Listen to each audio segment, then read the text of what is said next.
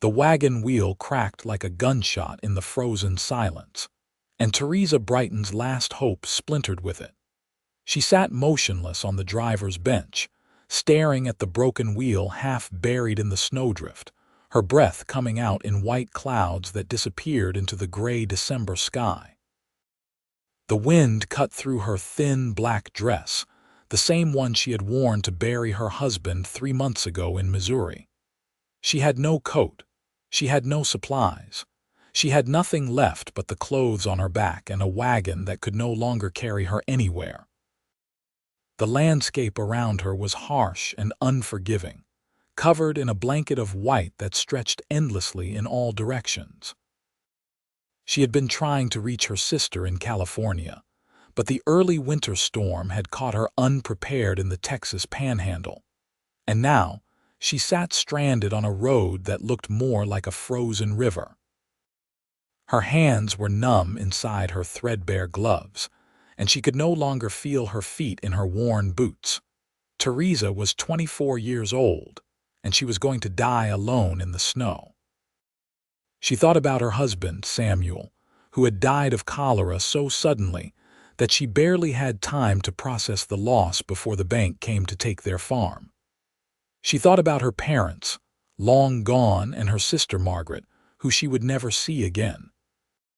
She thought about how unfair it was that life could take everything from a person and still demand more. The horse whinnied nervously, and Theresa looked up to see a rider approaching through the snow.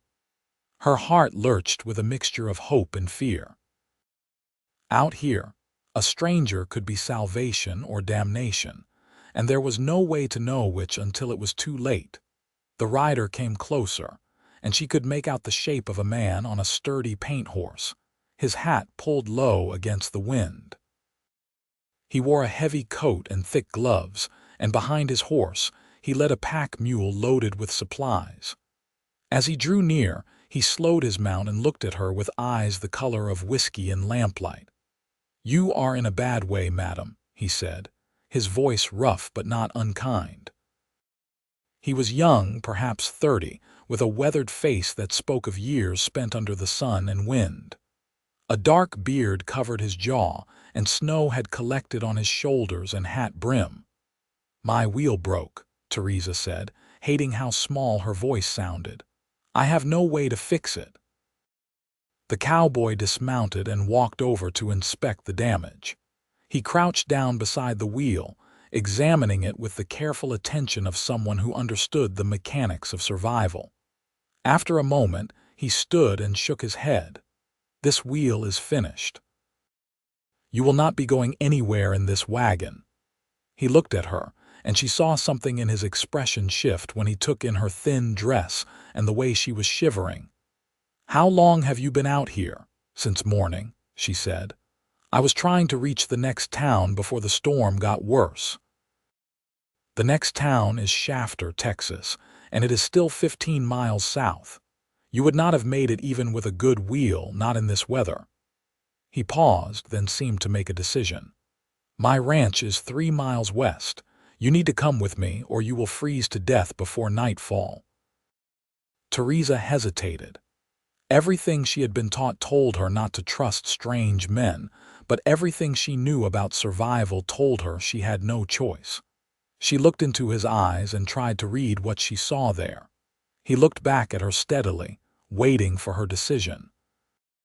"I have nothing to pay you with," she said finally. Something flickered across his face, an emotion she could not quite name. "I am not asking for payment. I am offering you shelter from a storm that will kill you if you stay out here." She nodded, too cold and too tired to argue. "Thank you." He helped her down from the wagon, and she nearly fell when her numb feet hit the ground. He caught her elbow and steadied her, and she felt the strength in his grip even through his glove and her sleeve. "Can you ride?" he asked. "I can try." He unhitched her horse from the wagon and examined the animal. "He is in rough shape, but he will make it to the ranch. Do you have anything in the wagon you need?" Theresa thought about the few possessions she had brought with her. A change of clothes, a photograph of her parents, her mother's Bible. There is a small trunk in the back. He retrieved it easily, strapping it to his pack mule, then helped her onto her horse. She swayed in the saddle, dizzy from cold and hunger, and he frowned. "When did you last eat?" "Yesterday morning." He muttered something under his breath that might have been a curse, then swung up onto his own horse. "We need to move quickly. Stay close to me and do not fall behind." They rode into the wind, and Theresa focused all her energy on staying in the saddle. The world around her became a blur of white and gray, and she lost track of time. At some point, she realized she could no longer feel her hands on the reins, and she wondered distantly if that was a bad sign. "We are almost there," the cowboy said, and she looked up to see buildings materializing out of the snow. A barn, a corral, a small house with smoke rising from the chimney. It looked like heaven. He helped her down from her horse, and this time her legs would not hold her at all. She collapsed against him, and he caught her easily, lifting her into his arms as though she weighed nothing. "I am sorry," she whispered. "Do not apologize for things beyond your control," he said, and carried her into the house. The warmth hit her like a physical force, and she gasped. He set her down gently in a chair near the fireplace and immediately began removing her wet gloves and boots. His hands were efficient and impersonal, focused on the task of preventing frostbite. "Can you move your fingers and toes?" he asked. She tried and winced at the pain. "Yes, it hurts." "Good. Pain means there is no serious damage." He stood and went to the stove, where he poured hot water from a kettle into a basin. "Put your hands and feet in this. Not too hot at first, just warm. I will make you something to eat." Theresa did as she was told, watching him move around the small kitchen with practiced ease. The house was modest but well kept, with simple furniture and clean floors. There were no feminine touches, no curtains or decorations, just the bare necessities of a man living alone. He made coffee and heated up a pot of stew that had been sitting on the back of the stove. The smell made her stomach clench with hunger, but when he handed her a bowl, she forced herself to eat slowly. He sat across from her with his own bowl and ate in silence, giving her space to recover. When she had finished, he took the bowl from her and refilled it without asking. "Eat more. You need your strength." She obeyed, too grateful to protest. When she had eaten all she could, he finally spoke again. "I am Lucas Dalton. This is my ranch, or what is left of it." "Theresa Brighton," she said. "I am a widow from Missouri. I was trying to reach my sister in California. You are a long way from California, I know." She looked down at her hands, which were starting to regain their color. "My husband died 3 months ago. The bank took our farm. I had nowhere else to go." Lucas was quiet for a moment. "I am sorry for your loss." "Thank you." She met his eyes. "I truly am grateful for your help, Mr. Dalton. I do not know what I would have done if you had not come along." "You would have died," he said bluntly. "And you can call me Lucas. We do not stand on formality out here." "Then you should call me Theresa." He nodded, then stood. "You will sleep in my room tonight. I will take the floor out here by the fire." "I cannot take your bed," she protested. "You can and you will. You need rest, and I need to take care of the horses." He grabbed his coat. "There is a nightgown in the trunk at the foot of the bed. It belonged to my mother. You are welcome to anything you need." Before she could argue further, he was gone, leaving her alone in the warm house. Theresa sat for a moment, trying to process everything that had happened. This morning she had been alone and dying in the snow. Now she was warm and fed and safe, all because a stranger had shown her kindness. She stood on shaky legs and made her way to the bedroom. It was small and sparse, with a bed, a dresser, and the trunk he had mentioned. She opened it and found the nightgown, along with some other women's clothing and a few personal items. She wondered about Lucas's mother, about what had happened to her, and why her things were still here. Theresa changed into the nightgown and climbed into the bed, pulling the heavy quilts up to her chin. The mattress was comfortable, and the sheets smelled like soap and fresh air. She closed her eyes and was asleep within minutes. She woke to the sound of wind howling around the house. It was dark outside and the lamp on the dresser had been lit. She sat up, disoriented, and saw Lucas sitting in a chair by the door watching her. "How long was I asleep?" she asked. "About 4 hours. It is past midnight." He stood and came closer. "How do you feel?" "Better. Warmer." She looked at the window where snow was beating against the glass. "Is the storm getting worse?" "Yes, we are going to be stuck here for a few days at least." He paused. "I want you to know that you are safe here. I will not harm you or take advantage of you. You have my word." Theresa studied his face, looking for any sign of deception. All she saw was sincerity. "I believe you." He nodded, seeming relieved. "Good, now go back to sleep. You need to rest." Over the next 3 days, the storm raged outside while Theresa slowly regained her strength. Lucas was a quiet man, not given to unnecessary conversation, but he was kind in practical ways.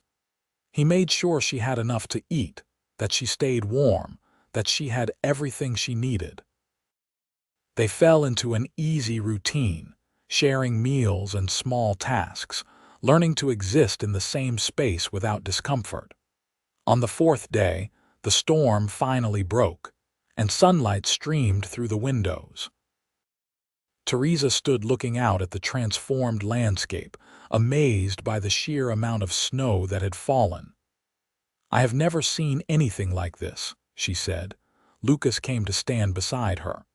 "It does not happen often this far south, but when it does, it is brutal. You were lucky I found you when I did." "I know." She turned to look at him. "I owe you my life." He shook his head. "You do not owe me anything. Anyone would have done the same." "I do not think that is true. Not everyone stops to help strangers." He was quiet for a moment, then said, "My mother always taught me that we are judged by how we treat those who can do nothing for us. I think about that a lot. She sounds like she was a good woman." "She was. She died 2 years ago along with my father. Influenza took them both within a week of each other." He looked away, his jaw tight. "I have been alone here since then." "I am sorry," Theresa said softly. "So am I." He cleared his throat. "I need to ride into Shafter and get supplies. The storm depleted what I had stored." "You should come with me. You will be safer there than out here, and you can make arrangements to continue your journey to California." The suggestion made sense, but Theresa felt a strange reluctance at the thought of leaving. She told herself it was just gratitude, nothing more. "When will we go?" "Tomorrow, if the roads are passable. It will be a long ride." That evening they sat by the fire after supper, and for the first time, Lucas seemed inclined to talk. He told her about the ranch, about how his parents had built it from nothing and how he was struggling to keep it going alone.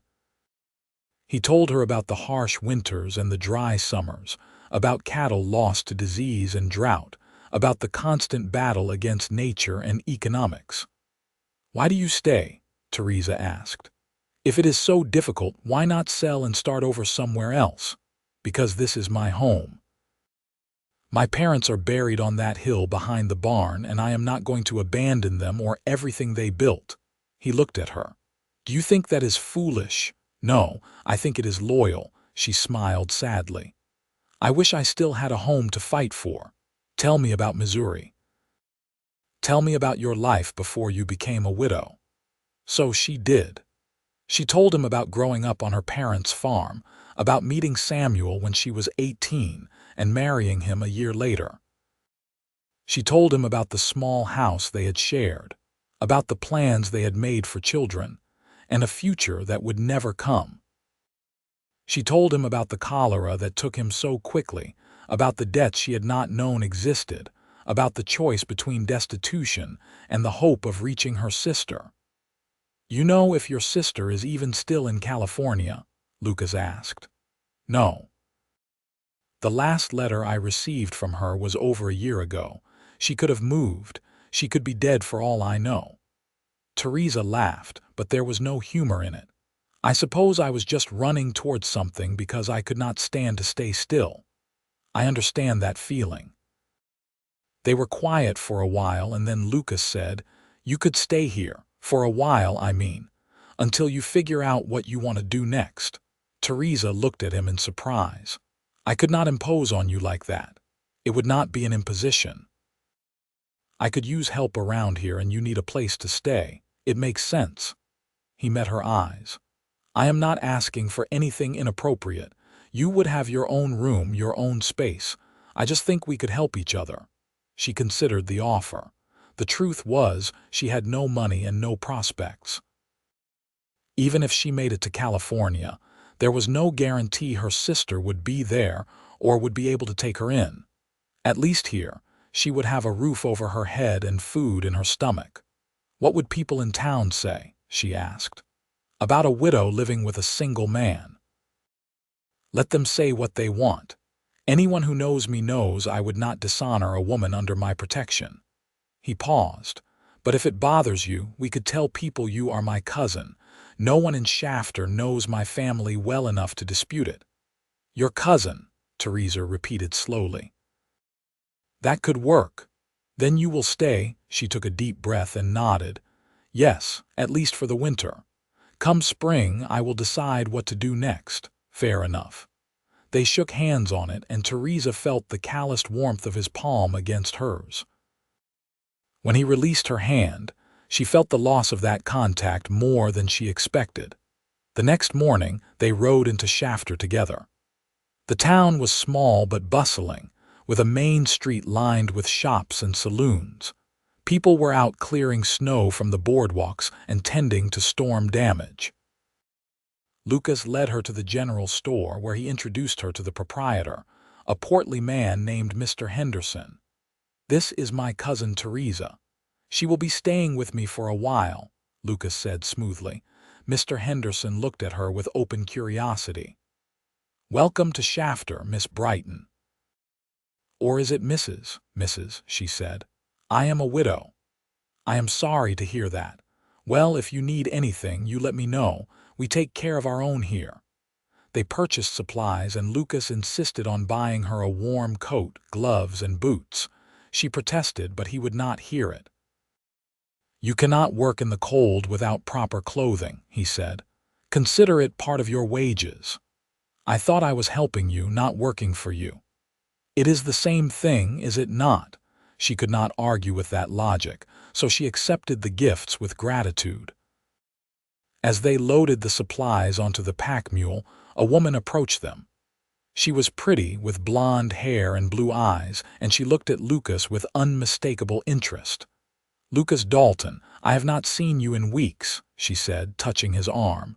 "Where have you been hiding?" "Working, Emily." "Same as always." He nodded politely but did not encourage further conversation. "And who is this?"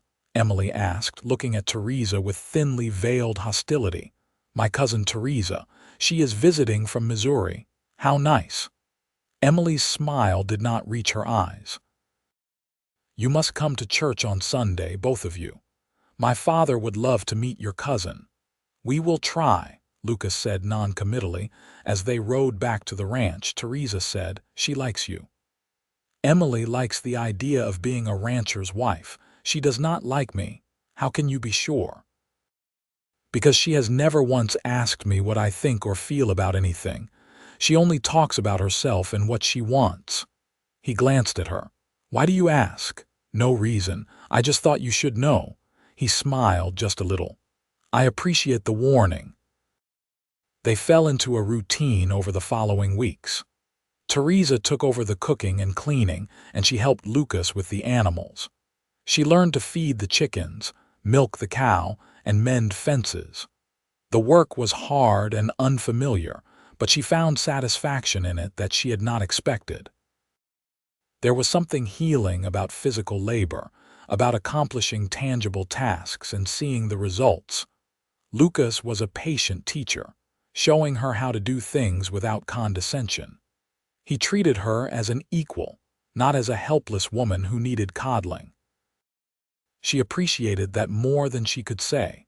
Christmas came and went quietly. They celebrated with a special meal and small gifts. Lucas gave her a book of poetry that had belonged to his mother, and she gave him a scarf she had knitted from yarn she found in his mother's trunk. They sat by the fire that evening, reading together in comfortable silence, and Theresa realized she was content in a way she had not been since before Samuel died. In January, a warm spell melted much of the snow, and Lucas took her on a tour of the ranch. He showed her the boundaries of his property, the winter pastures where the cattle grazed, the creek that provided water year-round. He pointed out the graves on the hill where his parents were buried, and they stood there for a while in silence. "You talk to them?" Theresa asked. "Sometimes. I tell them about the ranch, about what I am doing to keep it going." He looked at her. "Do you talk to your husband?" "I used to. But lately I find I have less to say." She hesitated. "Is that terrible?" "No, it is just life moving forward. It does not mean you loved him any less." "Thank you for saying that." As they rode back to the house, they talked about their plans for the spring. Lucas wanted to expand his herd and repair the barn roof. Theresa suggested planting a larger garden so they could preserve more vegetables for the winter. They discussed these plans like partners, and somewhere in that conversation, Theresa realized she was no longer thinking about leaving in the spring. In February, a late winter storm trapped them in the house for 3 days. They passed the time playing cards, reading, and talking. Theresa learned that Lucas had a dry sense of humor and a fondness for terrible jokes. He learned that she could beat him at poker and that she had a beautiful singing voice. One evening, she sang for him while he repaired a saddle. The song was one her mother had taught her, a melancholy ballad about lost love. When she finished, she looked up to find Lucas watching her with an expression she had never seen before. "That was beautiful," he said quietly. "Thank you. Theresa, I need to tell you something."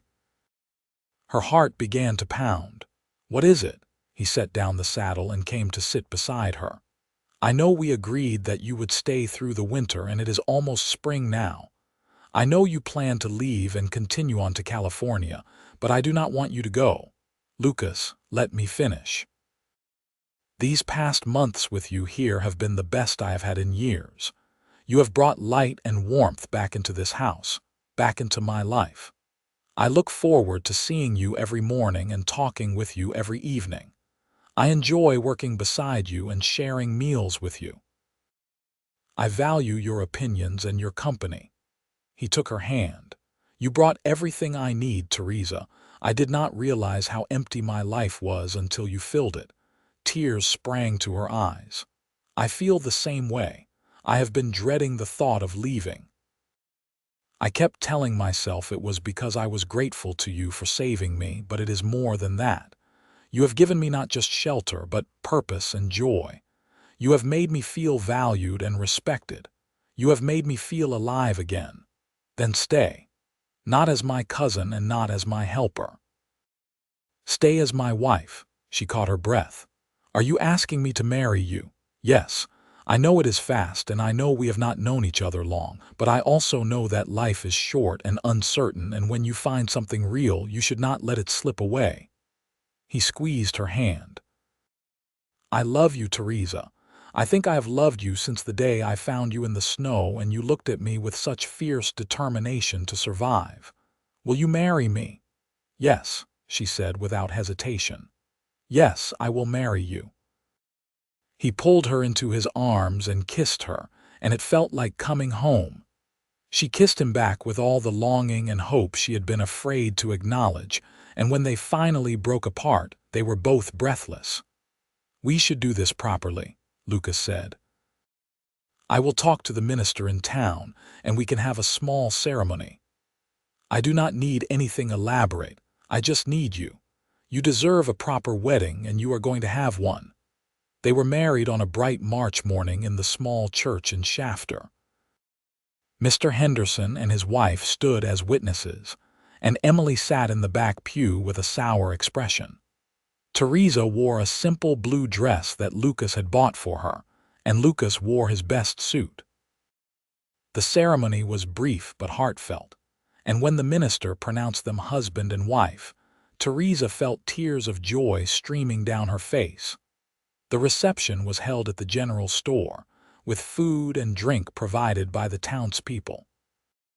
Everyone came to congratulate them, and Theresa was overwhelmed by the warmth and acceptance she received. These people barely knew her, but they welcomed her as one of their own because Lucas vouched for her. That night, they returned to the ranch as husband and wife. Lucas carried her over the threshold and they both laughed at the traditional gesture. He set her down gently and closed the door behind them. "Are you happy?" he asked. "Happier than I ever thought I could be again," she said honestly. He took her hand and led her to the bedroom. They made love with tenderness and passion, learning each other's bodies and desires. Afterward, they lay tangled together, and Theresa rested her head on his chest, listening to the steady beat of his heart. "I never thought I would marry again," she admitted.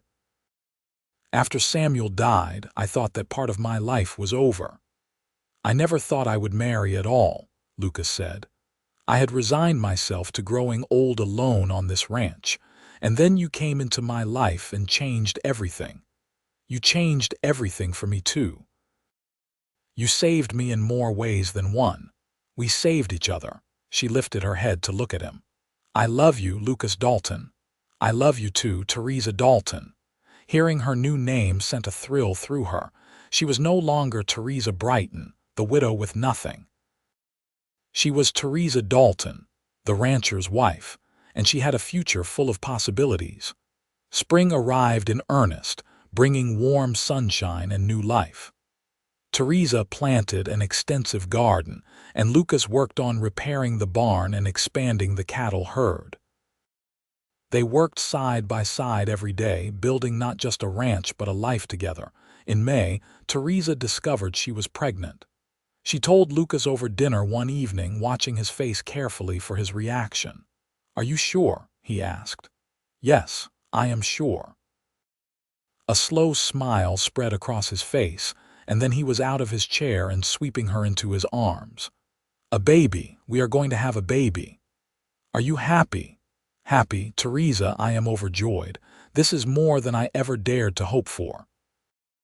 They held each other, laughing and crying at the same time, overwhelmed by the magnitude of their good fortune. The pregnancy progressed smoothly, though Theresa suffered from morning sickness in the early months. Lucas was attentive and patient, taking over more of the heavy work and making sure she rested when she needed to. He read everything he could find about childbirth and babies, determined to be as prepared as possible. In July, they received a letter from Theresa's sister Margaret. Theresa had written to her months ago, telling her about Lucas and the marriage, and Margaret's response was full of happiness and relief. "She says she is glad I found someone," Theresa told Lucas. "She was worried about me after Samuel died. Will she visit?" "She says she will try to come next spring after the baby is born. She wants to meet you and see her nephew or niece." "I would like that. You should have family around you." The summer was hot and dry, and they worked hard to keep the cattle and crops alive. There were difficult days when the heat was oppressive and the work seemed endless, but they faced it together, supporting and encouraging each other. In August, Lucas hired a young hand named Tom to help with the ranch work. He was a good worker, respectful and reliable, and Theresa was grateful for the extra help as her pregnancy advanced. Lucas had been reluctant to leave her alone while he worked, and Tom's presence meant he could focus on what needed to be done without constantly worrying. One evening in late September, Theresa went into labor. Lucas sent Tom to fetch the doctor from Shafter while he stayed with her, holding her hand and trying to keep her calm. The labor was long and difficult, and there were moments when Lucas was terrified he would lose her. But Theresa was strong, and when the doctor finally arrived, he guided her through the final stages of delivery. Just after midnight on a cool autumn night, their son was born. Lucas held the tiny, squalling infant in his arms and felt tears streaming down his face. "He is perfect," he whispered. "Is he healthy?" Theresa asked weakly from the bed. "He is perfect," Lucas repeated, bringing the baby to her. "You did it. You were so brave." She took their son and looked down at his red, wrinkled face with wonder. "Hello, little one, we have been waiting for you." They named him James, after Lucas's father. Jamie, as they called him, was a healthy, hungry baby who demanded attention at all hours. Theresa was exhausted but blissfully happy, and Lucas proved to be a devoted father, getting up for night feedings and diaper changes without complaint. "I never knew I could love someone this much," he said one night, watching Jamie sleep in his cradle. "You and him, you are everything to me." "You are everything to us," Theresa said, leaning against him. The years passed in a blur of hard work and happiness. Jamie grew into a bright, energetic toddler who followed Lucas everywhere, chattering constantly and getting into everything. In 1882, Theresa gave birth to a daughter they named Anna, after Lucas's mother. 2 years later came another son, William. And then in 1886, twin girls they named Rose and Ruth. The ranch prospered under their joint management. Lucas expanded the herd and improved the breeding stock, while Theresa managed the household and a small dairy operation that brought in steady income. They built a larger house to accommodate their growing family, with a proper kitchen and enough bedrooms for everyone. Margaret did visit in the spring of 1882, arriving with her husband and 3 children. The sisters had a tearful reunion, and Margaret was effusive in her praise of Lucas and the life Theresa had built. "You seem so happy," Margaret said, "so much happier than you ever were with Samuel." Theresa was surprised by the observation. "I loved Samuel. I know you did. But you are different now, more confident and alive. Lucas brings out the best in you." "He does," Theresa agreed. "He sees me as a full person, not just someone to take care of him. We are true partners. That is what marriage should be." Over the years, the Dalton Ranch became known as one of the best-run operations in the area. People came from miles around to buy cattle from Lucas and dairy products from Theresa. They hired more help as the ranch grew, providing employment for young men in the area and earning a reputation as fair and generous employers. The children grew up strong and healthy, learning to work on the ranch from an early age. Jamie inherited his father's quiet strength and his mother's determination. Anna was the peacemaker, always smoothing over conflicts between her siblings. William was the dreamer, fascinated by books and learning. Rose and Ruth were inseparable, 2 halves of a whole, mischievous and affectionate. In 1889, Shafter built a proper schoolhouse, and Theresa insisted all the children attend. Lucas agreed, valuing education even though he himself had limited formal schooling. "I want them to have opportunities I never had," he said. "If they want to stay on the ranch, that is fine. But if they want something else, they should have the knowledge and skills to pursue it." "You are a good father," Theresa told him. "I learned from the best," he said, thinking of his own parents. Life was not without challenges. There were years when drought devastated the range eland, and they struggled to keep the cattle alive. There were outbreaks of disease that killed livestock and threatened their livelihood. There were injuries and close calls that reminded them how fragile life could be. But through it all, Lucas and Theresa faced everything together. Their love deepened and matured over the years, growing from passionate romance into something richer and more enduring. They knew each other's moods and habits, anticipating needs and providing support without being asked. They still made each other laugh, still desired each other, still chose each other every day. One winter evening, when they had been married for 10 years, they sat by the fire after the children had gone to bed. Theresa was mending clothes, and Lucas was reviewing the ranch accounts. Outside, snow was falling softly, covering the world in white. "You ever think about that day I found you?" Lucas asked suddenly. Theresa looked up from her sewing. "Sometimes. Why, I think about it often.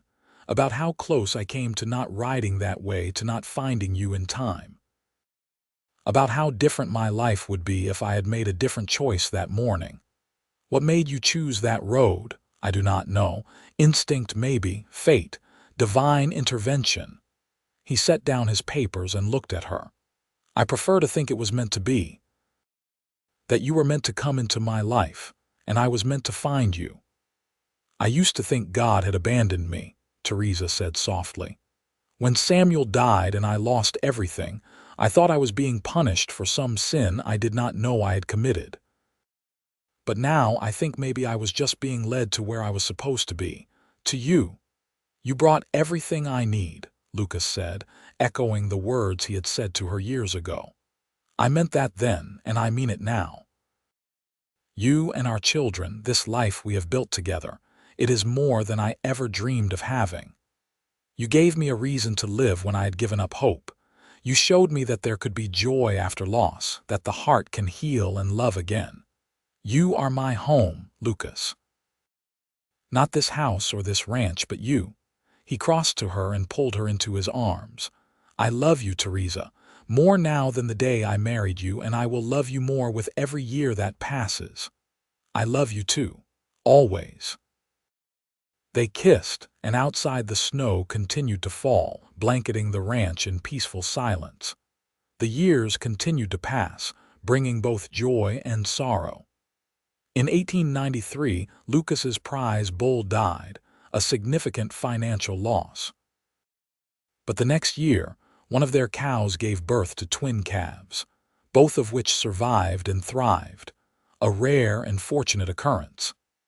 In 1895, a tornado touched down near the ranch, destroying the old barn where Lucas had kept the horses the night he found Theresa.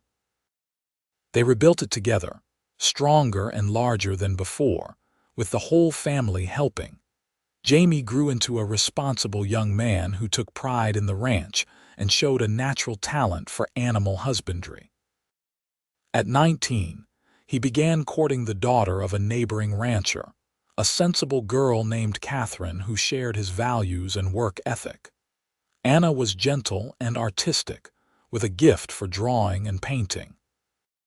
She documented life on the ranch in beautiful sketches and watercolors that Theresa treasured. At 17, she was being courted by the school teacher, a kind young man who appreciated her quiet intelligence. William was accepted to a college in Austin at 16, the first person in either Lucas's or Theresa's family to pursue higher education. They were immensely proud, though Lucas admitted to Theresa in private that he would miss having his son around. "He will come back," Theresa assured him. "This ranch is in his blood, even if his future takes him elsewhere for a while." Rose and Ruth were 13, on the cusp of young womanhood, still inseparable but beginning to develop distinct personalities. Rose was bold and adventurous, while Ruth was thoughtful and studious. Together they were a force to be reckoned with, and Theresa often joked that they would need to find husbands brave enough to handle them. In 1896, Margaret wrote to tell them that she and her family were moving to New Mexico. Her husband had been offered a position managing a large ranch there, and they could not turn down the opportunity. Theresa was sad to lose the proximity they had enjoyed over the years, but she understood the need to pursue better opportunities. "We will visit," Margaret promised.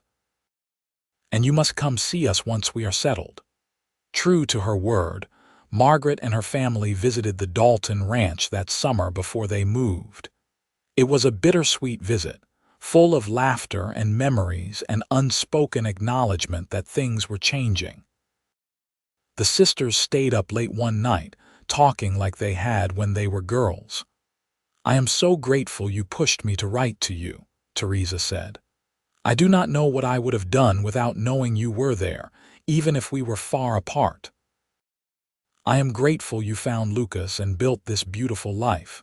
You deserve every bit of happiness you have found. So do you." They hugged, holding tight, and promised to stay in close contact.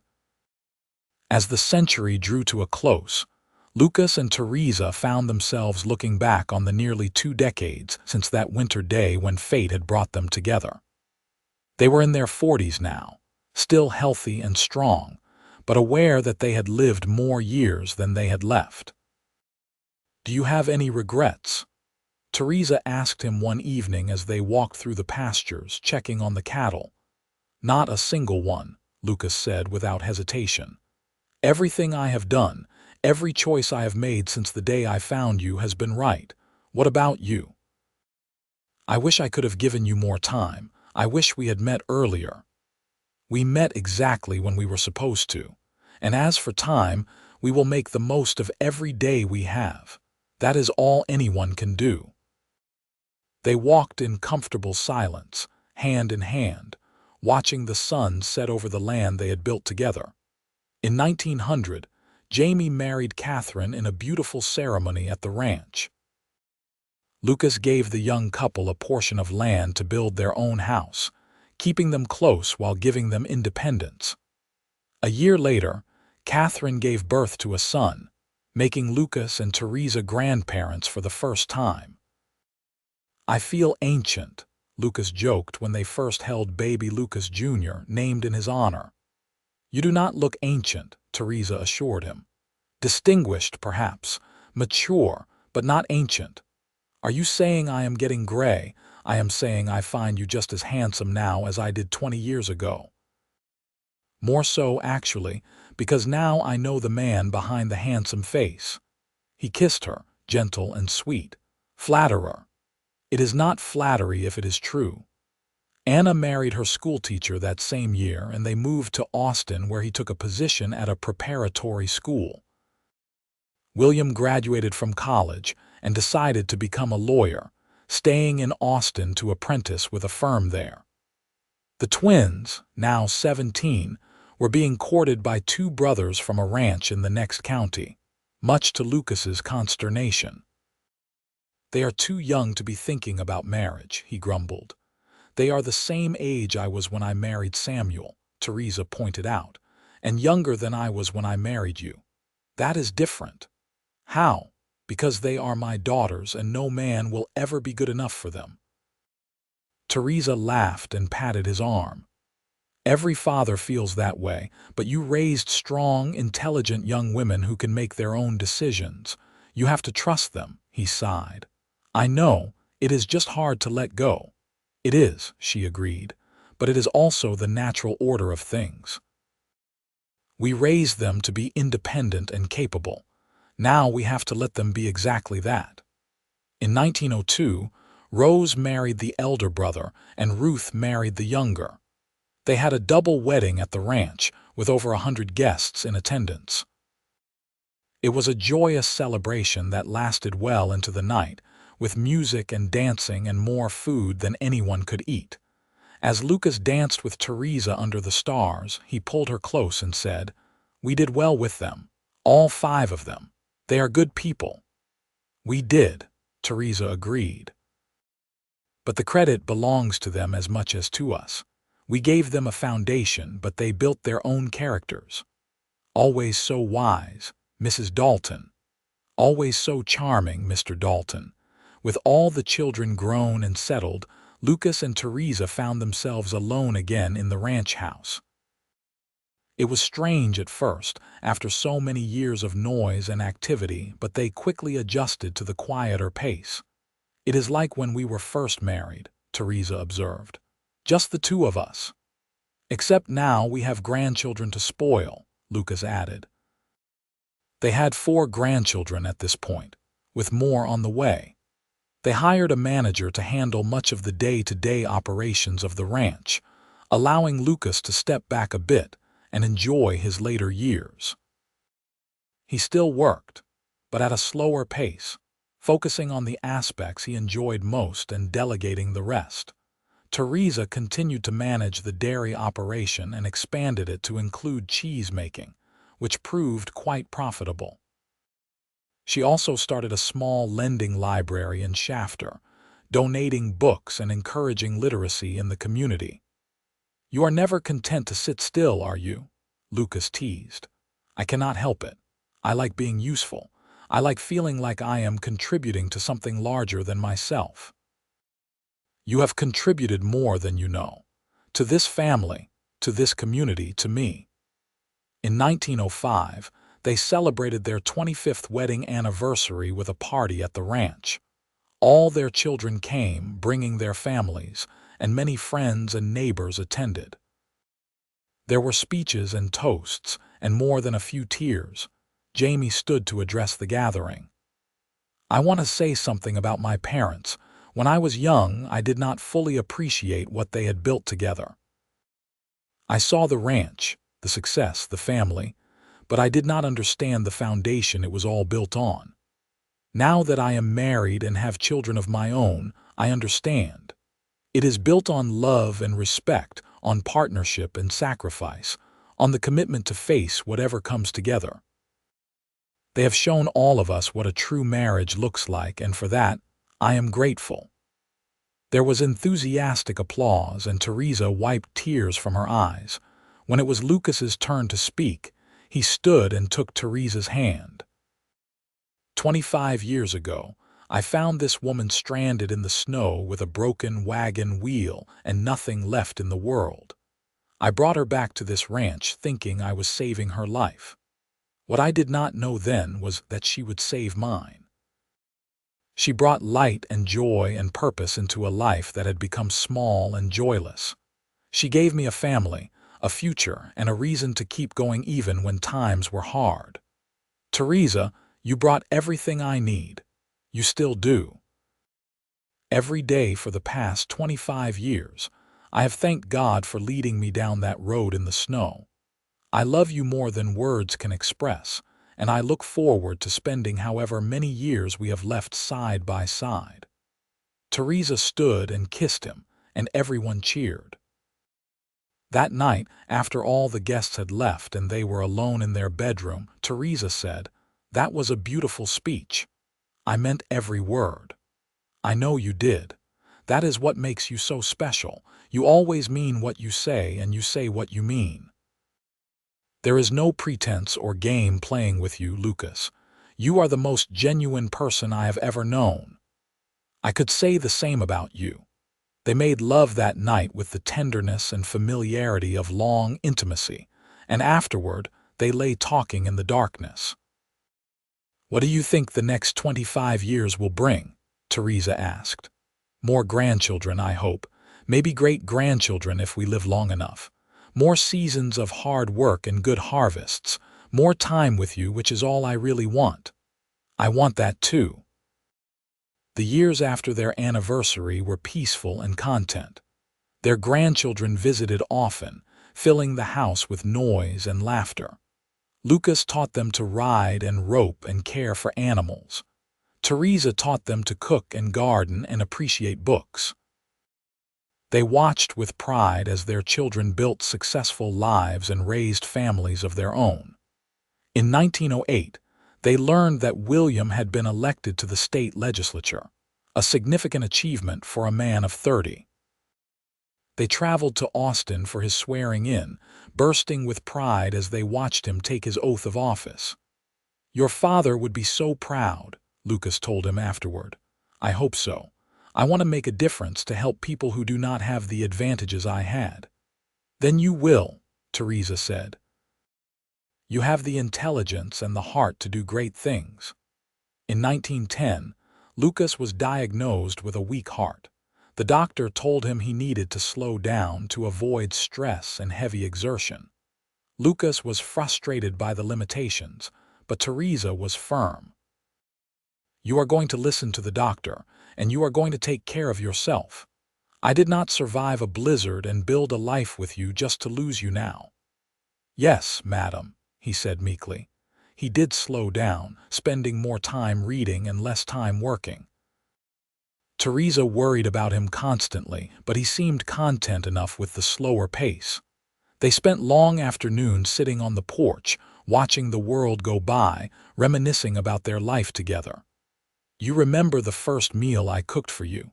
Theresa asked one day. "How could I forget? You burned the biscuits and oversalted the stew." "I did not." "Well, maybe a little. I was nervous. You were perfect. You are always perfect." "Liar," she said affectionately. In 1912, they celebrated their 37th wedding anniversary quietly with just family. Lucas had grown weaker over the past year, and everyone knew his time was limited. But he was still himself, still quick with a joke and generous with his love. "I have been thinking," he said to Theresa that evening. "When I am gone, I want you to know that my only regret is leaving you. Everything else I am at peace with. Do not talk like that. You are not going anywhere." "Theresa, we both know the truth. My heart is failing. It is only a matter of time." She wanted to argue, but she could not. The truth was evident in his labored breathing, his pallor, his increasing weakness. "I do not want to lose you, I know. And I do not want to leave you, but we have had a good life together, better than most people ever get. We have children and grandchildren who love us. We have built something that will last long after we are both gone. That is more than enough. It will never be enough. I will always want more time with you. Then remember me," he said gently. "Remember us. Tell our story to the grandchildren and the great-grandchildren. Keep me alive in your heart, and I will always be with you." She cried then, and he held her as best he could, stroking her hair and murmuring comfort. Lucas died peacefully in his sleep 2 months later, with Theresa beside him. She held his hand as he drew his last breath, whispering that she loved him and would see him again someday. The funeral was held at the ranch, and it seemed like half the county turned out to pay their respects. People told stories about Lucas's kindness, his integrity, his quiet strength. They spoke of the lives he had touched, the people he had helped, the legacy he had built. Theresa stood at his grave on the hill next to his parents and listened to it all. She was grateful for the outpouring of love and support, but all she could think was that the best man she had ever known was gone, and she would have to find a way to live without him. The weeks after Lucas's death were the hardest of Theresa's life. She moved through the days mechanically, doing what needed to be done but feeling nothing. Her children worried about her, but she assured them she was fine. It was Jamie who finally broke through to her. "Mother, you are not fine. You are grieving, and that is okay. You do not have to be strong for us. We are here to be strong for you." "I do not know how to be without him," she admitted. "Everything I am, everything I have is because of him. He saved me and loved me and gave me a life worth living. How do I go on without that?" "You go on because that is what he would want, because you still have people who need you and love you, because your story is not over yet, even though his part in it is." She hugged her son tightly, drawing strength from him. "When did you become so wise? I learned from the best." Gradually, Theresa found her way forward. She threw herself into managing the ranch and spending time with her grandchildren. She joined committees in town and continued her lending library. She stayed busy because being busy meant she did not have to think too much about the emptiness beside her. But at night, alone in the bed she had shared with Lucas for 37 years, she felt his absence like a physical ache. She talked to him in the darkness, telling him about her day, asking him for advice, telling him how much she missed him. "You brought everything I need," she whispered one night. "And now that you are gone, there is a hole in my life that nothing can fill, but I will keep going because you would want me to." I will honor your memory by living well, by taking care of our family, by being the woman you always believed I was. Time, as it does, began to heal the worst of the pain. Theresa learned to remember Lucas with joy instead of only sorrow. She told stories about him to her grandchildren, keeping his memory alive for the next generation. She made sure they knew about the day he found her in the snow, about how he had given her shelter and safety and love when she had nothing. Your grandfather was the best man I ever knew, she told them. He taught me that real love is not about grand gestures or pretty words. It is about showing up every day and doing the work, about being kind and patient and true. Remember that when you grow up and find your own loves. In 1915, Theresa became a great-grandmother when Jamie's eldest son had a daughter. Holding that tiny baby, Theresa felt Lucas's presence so strongly that she looked around expecting to see him. She whispered to the baby, "Your great-grandfather would have loved you so much." She lived to see many more great-grandchildren, each one a testament to the legacy she and Lucas had built together.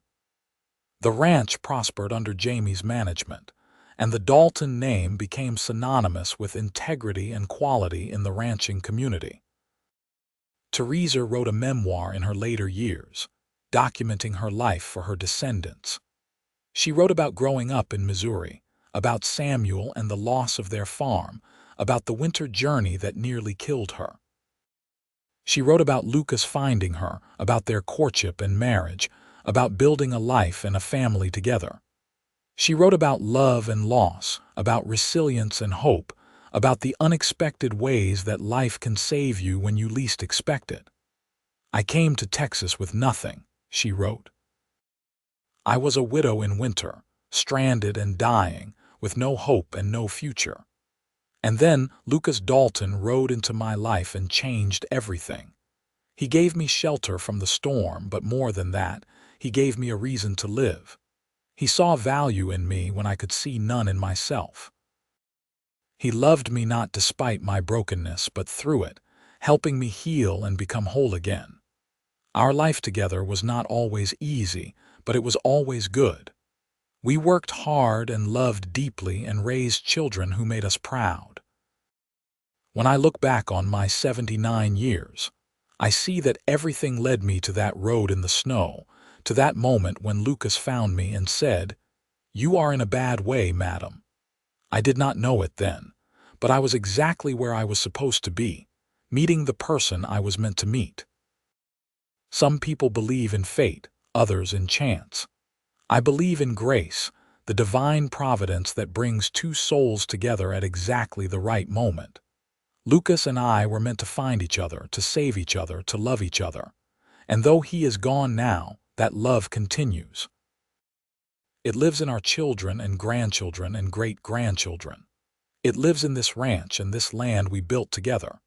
It lives in my heart, where it will remain until I draw my last breath and join him again. I came into Lucas's life with nothing, and he told me I brought everything he needed.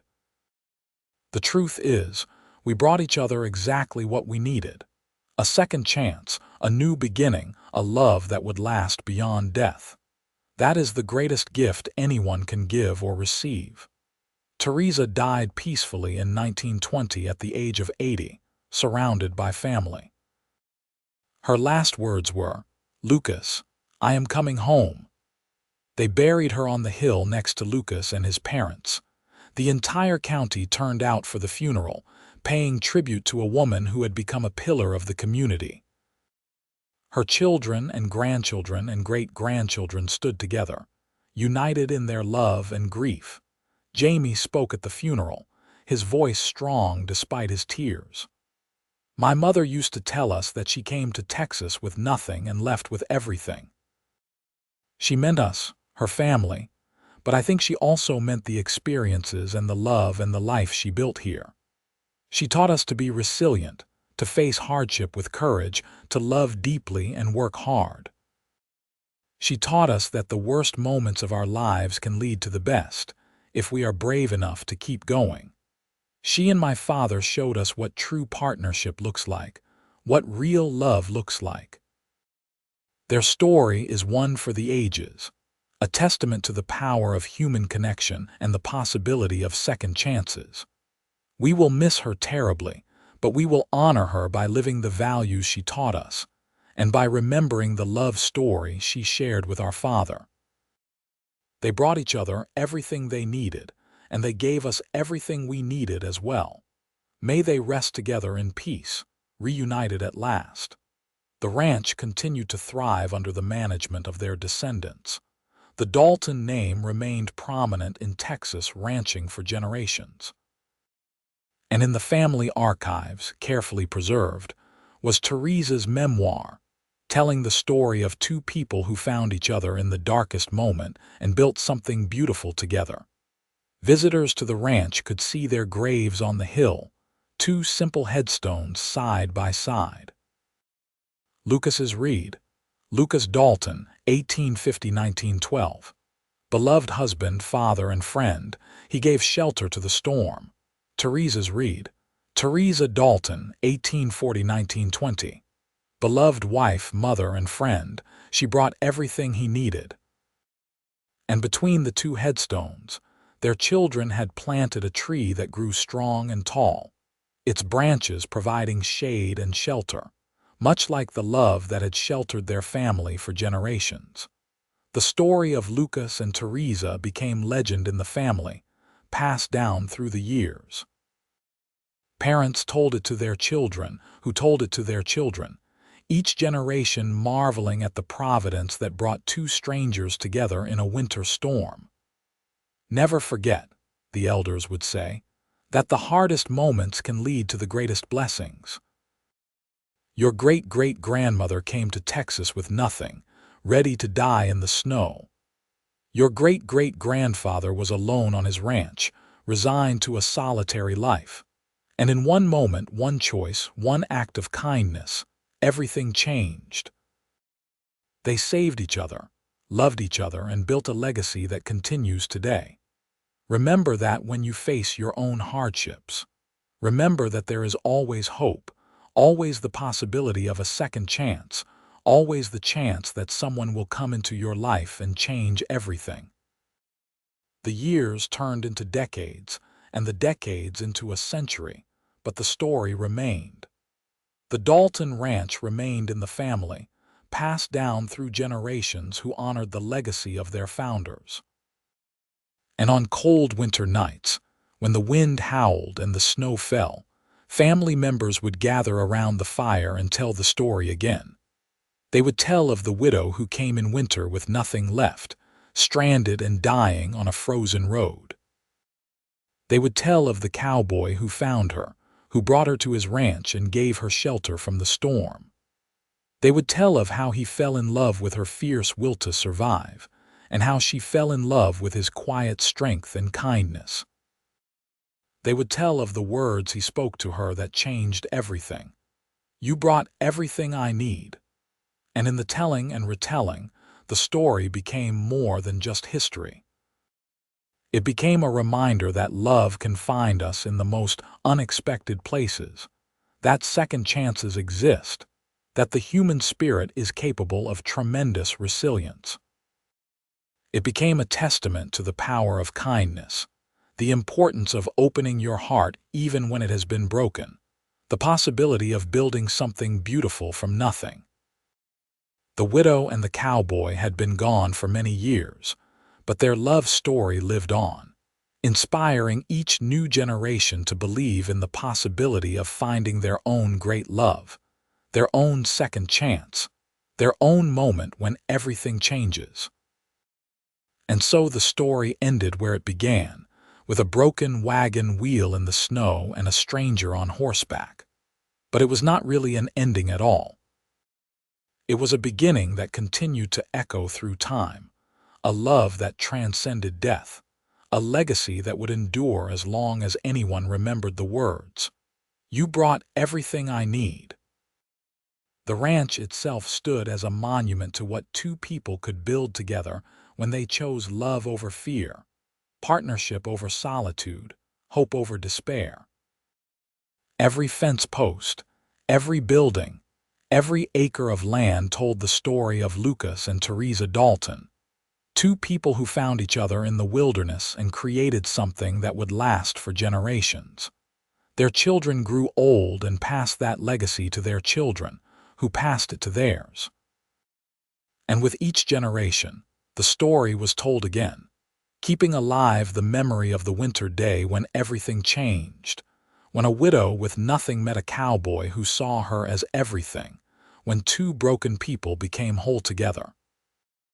In the end, that was their greatest legacy. Not the ranch or the land or the wealth they had accumulated, but the proof that love can heal, that second chances exist, that the darkest winters can lead to the warmest springs. They showed everyone who came after them that it is never too late to begin again. Never too late to open your heart. Never too late to find the person who brings everything you need. And on quiet evenings, when the descendants of Lucas and Theresa Dalton walked up the hill to visit those two simple graves beneath the spreading tree, they would stand there in silence and feel the presence of a love so strong it could not be contained by death. They would remember the story, and they would carry it forward, ensuring that as long as there were Daltons in Texas, the memory of that love would never fade. The widow came in winter with nothing left. The cowboy said, "You brought everything I need."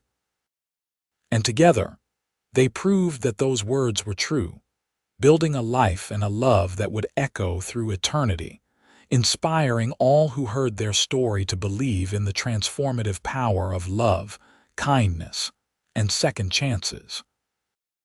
Their story was not just about survival or romance or building a successful ranch. It was about the fundamental human need for connection, for being seen and valued, for finding someone who looks at you in your darkest moment and sees not what you have lost, but what you have to offer.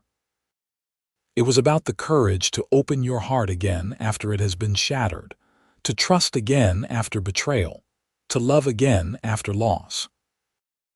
Lucas and Theresa Dalton taught their descendants that real wealth is not measured in acres or cattle or dollars, but in the love you give and receive, in the family you build, in the kindness you show to strangers who might become the most important person in your life. They taught that the best things often come when we least expect them, in forms we do not recognize, during moments when we think we have nothing left to give.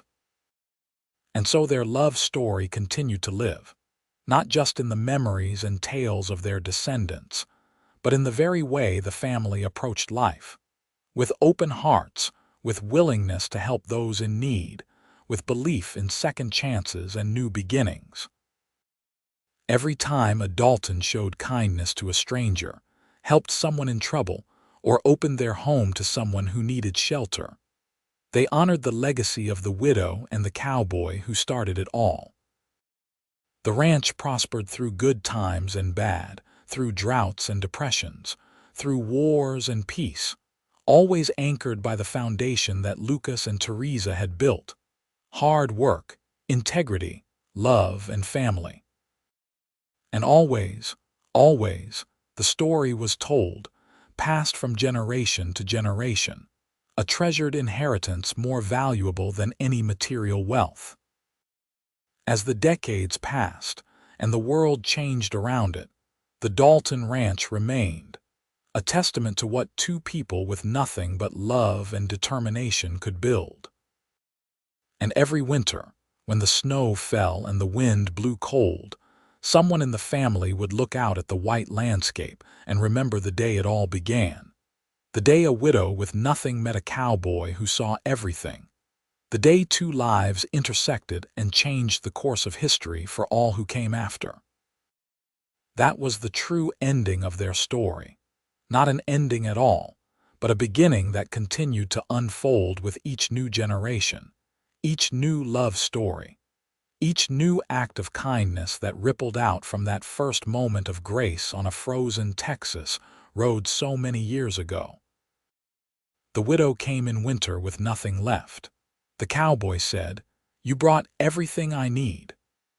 And from those words, a legacy was born that would never die, a love that would never fade, a story that would be told as long as there were hearts to hear it and voices to speak it.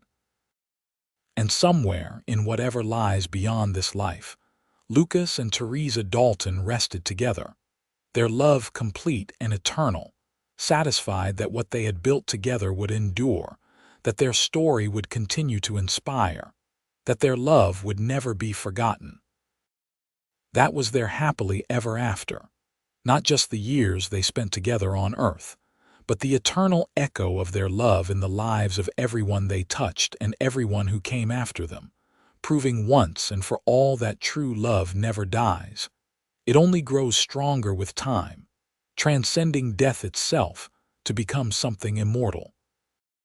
And that is where their story truly ends, in the immortality of love, in the continuation of legacy, in the promise that what they found in each other on that cold winter day would never be lost, but would live on forever in the hearts and lives of all who remembered them.